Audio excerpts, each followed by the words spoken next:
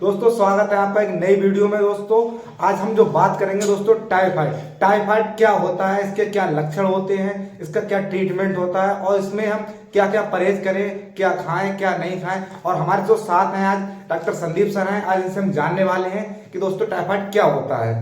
तो सर मैं आपसे पहला मेरा सवाल ये कि टाइफाइड क्या होता है। सर देखो, टाइफाइड जो आम भाषा में बोलते हैं, बिल्कुल मैं आम भाषा में समझाऊंगा। टाइफाइड होता है मियादी बुखार, लोग कहते हैं ना मियादी बुखार जी। तो और इसको कहते हैं आंतरिक फीवर, आंतों का ज्वर। ज्वर मीन्स फीवर। तो ये टाइफाइड है। टाइफाइड साल्मोनेला टाइफी नाम के बैक्टीरिया से होता है और ये एक बैक्टीरियल इन्फेक्शन है। हमारी आंतों में जो इसके बैक्टीरिया के द्वारा इन्फेक्शन होता है उसको ही हम आंतरिक फीवर, आंतरिक ज्वर, टाइफाइड, मियादी बुखार, बहुत सारी परिभाषाओं में इसको बताएंगे। सर इसके लक्षण क्या क्या होते हैं। सर देखो, इसके जो लक्षण होते हैं मैं आपको पहले बताऊं। टाइफाइड, जब भी आप कोई कंटामिनेटेड वाटर या फूड खाएंगे, कंटामिनेटेड मींस संक्रमित, जैसे आप बाहर से आए और आपने ऐसे ही खाना खा लिया, तो हमारे हाथों में बहुत सारे बैक्टीरिया, वायरस होते हैं जो इनविजिबल होते हैं, हमें नहीं दिखते हैं। और जब तक हम उनको साबुन से बढ़िया ऐसे धोएंगे नहीं, तब तक हमारे हाथों में हमेशा बैक्टीरिया रहते हैं, हमेशा 24 आवर बैक्टीरिया रहते हैं। और उसी से हम खाना खा लेंगे, जिससे वो हमारे पेट में जाएगा और आंतरिक उत्पन्न करेगा, आंतरिक ज्वर उत्पन्न करेगा, गैस्ट्रोइंटेस्टाइनल डिफेक्ट करेगा, जिससे इसके बाद जब ये डाइजेशन में जाएगा और ब्लड में जाएगा, लीवर के थ्रू ब्लड में जाएगा, तब इसके देखो भाई जो लक्षण उत्पन्न होते हैं। देखो, सबसे पहले तो बुखार ही आएगा, इसके बाद कॉन्स्टिपेशन हो गया, ठीक है, कॉन्स्टिपेशन हो गया और वोमिटिंग हो गई, डायरिया हो गया, पेट में भारीपन हो गया। ये सारे बहुत सारे लक्षण, और बहुत तेज ठंड देके बुखार आता है, ये बहुत सारे लक्षण उत्पन्न। सर इसमें बुखार कितना तेज आता है। और इसमें बुखार जो है 100 से 102 के बीच में ही रहता है। पेट में दर्द भी होता है, पेट के दर्द के साथ बुखार आता है जी। तो सर किसी को टाइफाइड बुखार है सर, उसमें वो क्या परहेज करे, क्या खाए क्या नहीं खाए। सर देखो, टाइफाइड जो बुखार होता है उसमें अगर किसी को बुखार हो गया है, मेनली ये जब भी इन्फेक्शन होता है उसके 7 या 10 दिन बाद ही ये प्रोमिनेंट इसके लक्षण होते हैं। और जब आदमी को बुखार आता है तो उसको लगता है कि अरे अभी इन्फेक्शन हो गया, मगर नहीं, ये जो बैक्टीरिया आपके इंटेस्टाइन में गया है, ये बहुत दिन पहले गया है, 7 से 10 दिन पहले गया है। और आप क्या कह रहे हैं, इसमें क्या खाएं सर। देखो, सबसे ज्यादा दिक्कत जो होता है वो आंत में उत्पन्न होती है इस बैक्टीरिया से। तो आंत में बहुत सारा कॉन्स्टिपेशन हो जाता है, बहुत सारी दिक्कतें हो जाती हैं। तो हमको तरल फ्लूइड लेना चाहिए, तरल पदार्थ लेना चाहिए, जैसे दूध हो गया। बहुत सारे लोगों का ये भी सवाल रहता है, मैं आपको बताऊं, कि हम दूध पिए ना पिए।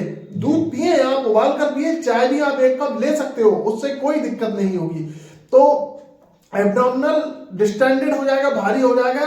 और तो ऐसी चीज लेनी है, नारियल पानी वगैरह लेना है, एक तरल लिक्विड लेना है जो कि आप हमारी उसको आसानी से पचा पाए, वो ही ऐसे फ्लूइड लेने हैं हमको सारी चीजें। बहुत से लोग ये भी कहते हैं कि सर मैं दूध जब पीता हूँ तो पेट में भारीपन बहुत हो जाता है। सर देखो, भारीपन हो जाता है, कभी कभी क्या होता है, एक लैक्सेटिव का काम करता है दूध, तो उसमें क्या होता है, इंटेस्टाइन जो होती है सही से उसको पचा नहीं पाती है, वो वैसा ही रखा रहता है, एक भारी हो जाता है दूध। जी। तो सर हमें किसी को टाइफाइड होगा सर, उससे हम बचने के लिए क्या क्या उपाय करें। सर देखो, टाइफाइड का बचने का उपाय मेनली आप कहोगे गांव में ज्यादा होता है, मैं आपको बताऊं, क्योंकि वहां पर साफ सफाई का ध्यान नहीं रखा जाता है।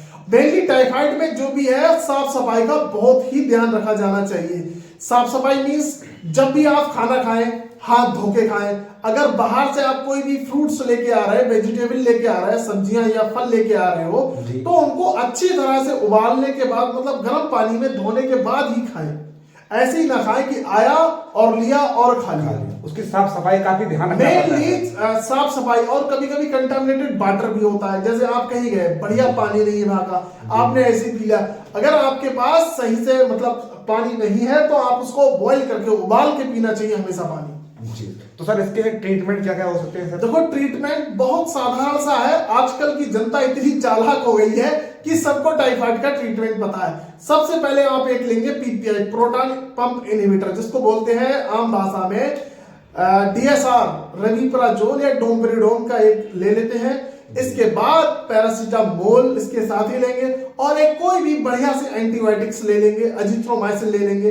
देखो एंटीबायोटिक जितनी आप बड़ी लोगे वो आपको गैस्ट्राइटिस करेंगी, तो इसके चक्कर से आपको एक प्री एंड प्रोबायोटिक उसके साथ कैप्सूल लेना है, जिससे कि हमारा गट का मूवमेंट है वो कंटिन्यूअस बढ़िया बना रहे, पेट की पाचन क्रिया। हाँ, और अगर बहुत हाई ग्रेड फीवर हो रहा है तो लोग निमोस्लाइड दे देते हैं और स्टेरॉइड दे देते हैं। मैं आपको बताऊं ये चीजें बुखार में बिल्कुल नहीं देनी चाहिए, मगर जो एक ट्रेंड बना हुआ है आप स्टेरॉइड देते हैं बीटामेथासोन, उससे और ज्यादा गैस्ट्राइटिस होगी, उससे और ही आपकी आंतों में इन्फेक्शन फैलेगा। हमको कभी भी फीवर में स्टेरॉइड नहीं देना चाहिए। सर बहुत से लोग सर जो निमोस्लाइड देते हैं टाइफाइड में, सर निमोस्लाइड देना चाहिए या नहीं देना चाहिए? नहीं, नॉट रिकमेंडेड है। वैसे तो सरकार ने भी इस पे बैन कर दिया है, मगर धड़ल्ले से बिक रही है तो बिक रही है, तो सारे लोग निमोस्लाइड सुबह शाम देते हैं, वो और ज्यादा गैस्ट्राइटिस उत्पन्न करती है और बहुत सारी दिक्कतें होने लगती हैं। फिर अगर आप निमोस्लाइड देंगे, स्टेरॉइड देंगे, तो इससे गैस्ट्रोइंटेस्टाइनल ब्लीडिंग होने का बहुत खतरा रहता है। अगर आपकी गैस्ट्रिक म्यूकोसा को इरिटेट किया जाएगा, वहां पर इन्फेक्शन हो जाएगा, तो जाहिर सी बात है वहां पर स्कार्स बन जाएंगे और आपको भाई मेलेना हो जाएगा, मतलब स्टूल जो आपकी पोटी होगी उसमें खून आएगा, ब्लड आने का चांस रहता है पूरा सर। तो सर इसका जो जिससे अगर टाइफाइड से उसकी ट्रीटमेंट कितने समय तक चलाना चाहिए? देखो वैसे तो मेनली टाइफाइड का ट्रीटमेंट 7 से 15 दिन देना चाहिए। अब टाइफाइड का क्राइटेरिया डिसाइड करता है इसको कितना पॉजिटिव 180 160 कितना बड़ा, मतलब कितना ज्यादा टाइफाइड है, कितना कम टाइफाइड। अगर सर किसी को अगर टाइफाइड है तो उससे पहले टेस्ट ही कराना चाहिए सर? मेनली देखो, अगर वैसे तो प्रिवेंशन जो इसका बचाव है मैंने आपको बता ही दिया, कंटामिनेटेड वाटर, और इसके टीके भी लगाए जाते हैं, वो आपको भी लगाने चाहिए। टीके भी लगवाने चाहिए साथ में, तब तो उससे ज्यादा रिलीफ मिलेगा। हाँ, तो सर इसके साथ साथ में और कुछ हमें कुछ करना चाहिए? और बाकी कुछ ऐसा कुछ टाइफाइड है नहीं, एक हुआ बना रखा है। अगर हाँ आपने टाइफाइड का इलाज सही से नहीं लिया तो ये रिकरेंस हो जाएगा, बार बार आपकी बॉडी में उत्पन्न होगा, बार बार। उससे सर वीकनेस भी आएगी सर, वीकनेस भी आएगी, रिहाइड्रेशन। देखो टाइफाइड में सबसे बढ़िया रिहाइड्रेशन है, उसको रिहाइड्रेट किया, आप कुछ भी ऐसा फ्लूइड लीजिए, उसको खाइए, और मतलब फ्लूइड जी लीजिए, ओरली फ्लूइड लीजिए और कुछ भी खाइए जो ऐसा आसानी से पच पाए। सर बाकी ठीक है दोस्तों, आप लोगों को समझ में आ ही गया होगा दोस्तों। अगर आप फेसबुक पे हो तो दोस्तों फॉलो कर लीजिएगा, और यूट्यूब पे अगर आप वीडियो देख रहे हैं तो चैनल को सब्सक्राइब कर लीजिएगा दोस्तों। आपको ऐसी हेल्पफुल वीडियो आपको देखने के लिए मिलती रहेगी।